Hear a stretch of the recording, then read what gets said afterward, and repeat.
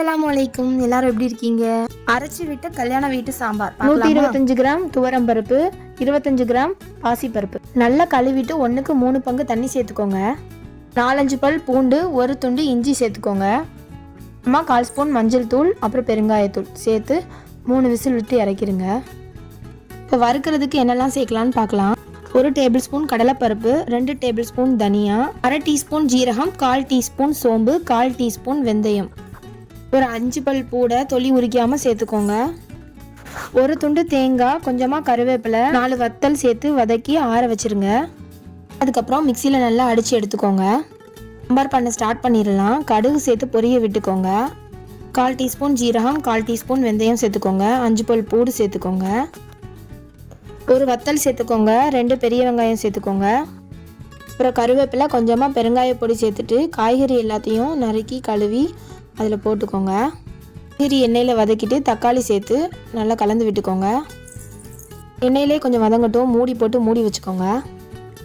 நார்மலாக நம்ம வைக்கிற சாம்பாரை விட இது வைக்கிறதுக்கு கொஞ்சம் டைம் எடுக்கும் தான். ஆனால் என்னைக்காவது கல்யாண வீட்டு சாம்பார் சாப்பிட்ணுன்னு நம்மளுக்கு ஆசையாக இருந்ததுன்னா இது வச்சு சாப்பிட்லாம். நான் கேரட், முருங்கைக்காய், கத்திரிக்காய், மாங்காய், அப்புறம் பீன்ஸும் சேர்த்துருக்கேன். 2 தக்காளி அண்ட் 1 பச்சை மிளகாய் சேர்த்துக்கோங்க. இது ரைஸ், இட்லி, தோசை, சப்பாத்திக்கு கூட ரொம்ப டேஸ்ட்டாக இருக்கும். உங்களுக்கு நல்லா டீட்டெயில்டாக தான் சொல்லியிருக்கேன். உங்களுக்கு வேறு எதுவும் டவுட் இருந்துச்சுன்னா கமெண்ட் பாக்ஸில் கமெண்ட் பண்ணுங்கள். காய்கறி வெந்துட்டான்னு செக் பண்ணதுக்கப்புறமா நம்ம அரைச்சி வச்ச பேஸ்ட்டை நல்லா சேர்த்து கலந்து விட்டுக்கோங்க. இந்த டைமில் உப்பு செக் பண்ணிக்கோங்க. உங்களுக்கு தேவைன்னா இன்னும் கொஞ்சம் சேர்த்துக்கோங்க. அப்புறமா ஒரு எலுமிச்சை சைஸ் புளி எடுத்து நல்லா கரைச்சி வடிகட்டி சேர்த்துக்கோங்க. இப்போது வீட்டில் அரைச்ச சாம்பார் பொடியை 1 டேபிள் ஸ்பூன் சேர்த்துக்கோங்க. கொஞ்சம் கொதிச்சதுக்கப்புறமா வேக வச்ச பருப்பையும் ஆட் பண்ணிக்கோங்க.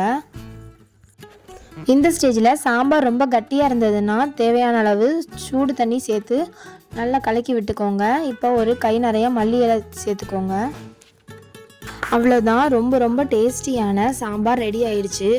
இதுவே நான் இல்லை பிரேக்ஃபாஸ்ட்டுக்கும் லஞ்சுக்கும் சேர்த்தே கொடுத்து விட்டுட்டேன். நேரம் பொறுமையாக என்னோடய வீடியோ பார்த்ததுக்கு ரொம்ப ரொம்ப தேங்க்ஸ். உங்களோட ஃப்ரெண்ட்ஸ் எல்லாருக்கும் இந்த வீடியோவை ஷேர் பண்ணுங்கள், எனக்கு சப்போர்ட் பண்ணுங்கள்.